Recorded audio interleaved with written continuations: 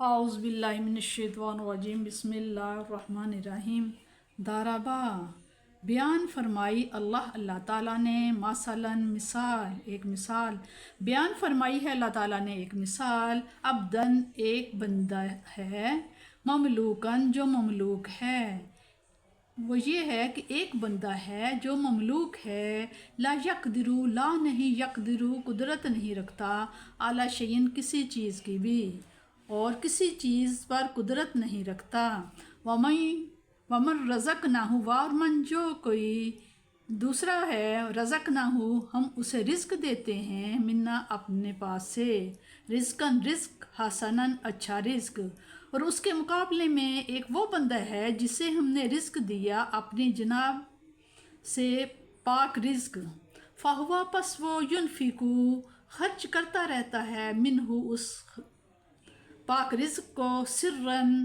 پوشیدہ چھپا کر، و جہرن اور اعلانیہ جن کے سامنے، حل کیا یستوون تم بتاؤ کیا یہ برابر ہیں؟ الحمدللہ الحمد تعریفیں سب للہ لی اللہ ہی کے لیے ہیں،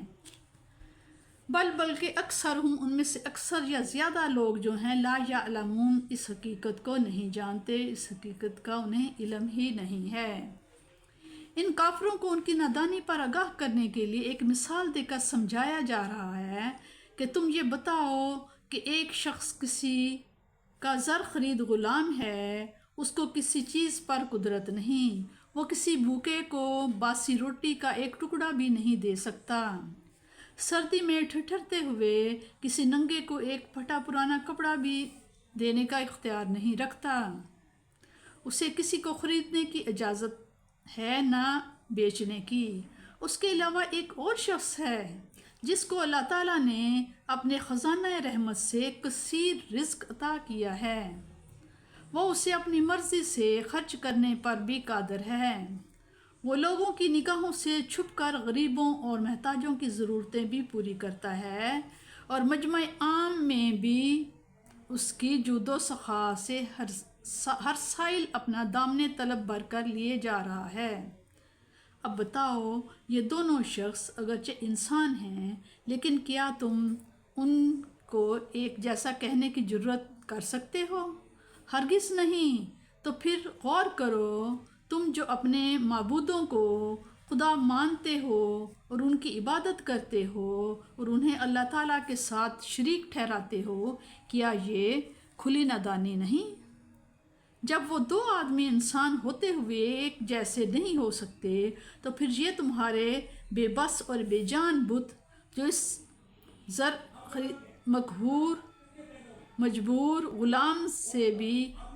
1000 درجہ فروتر ہیں، وہ رب العرش عظیم کے ہم پلہ اور ہم پایا کیسے ہو سکتے ہیں کہ تم ان کو اللہ بھی مانو اور ان کی عبادت بھی کرو؟ کچھ تو غور کرو۔ حضرت ابن عباس رضی اللہ سے مروی ہے کہ آپ صلی اللہ علیہ وسلم نے فرمایا کہ یہاں بتوں کی اور اللہ تعالیٰ کی مثال بیان نہیں کی جا رہی، بلکہ کافر اور مومن کی مثال دی جا رہی ہے۔ کافر ایسا ہے جیسے کسی کا کوئی حلقہ بگوش غلام ہو اور اس کے مالک نے اس کی ہر قسم کے اختیارات سلب کر لیے ہوں، اور مومن وہ ہے جس پر اس کے خالق و مالک کے لیے اندازے انعامات و احسانات ہیں، بے اندازہ ان کے حد سے زیادہ انعامات اور احسانات ہیں، اور اس نے اسے ان کو استعمال کرنے اور خرچ کرنے کی اجازت بھی دے دی ہے، وہ اسے جس طرح چاہتا ہے خرچ کرتا ہے۔ جب بھی کوئی سائل دامن طلب پھیلائے ہوئے اس کی خدمت میں حاضر ہوتا ہے تو وہ اسے خالی واپس نہیں کرتا۔ انصاف سے بتاؤ کیا یہ دونوں ایک جیسے ہیں؟ ہرگز نہیں۔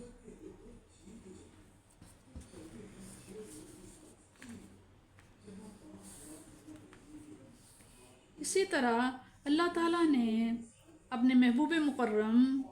صلی اللہ تعالیٰ علیہ وسلم کو کیا دیا، اس کی حقیقت کسی غیر سے نہ پوچھیے، کوئی کیا جانے، خود اس رب کریم سے پوچھیے کہ اے غنی جس کے قبضہ اختیار میں زمین اور آسمان کے سارے خزانے ہیں، اے کریم جس کی جود و سخا کی ایک جھلک یرزق من یشاء بغیر حساب میں نظر آتی ہے، جس کی صفت کمال صرف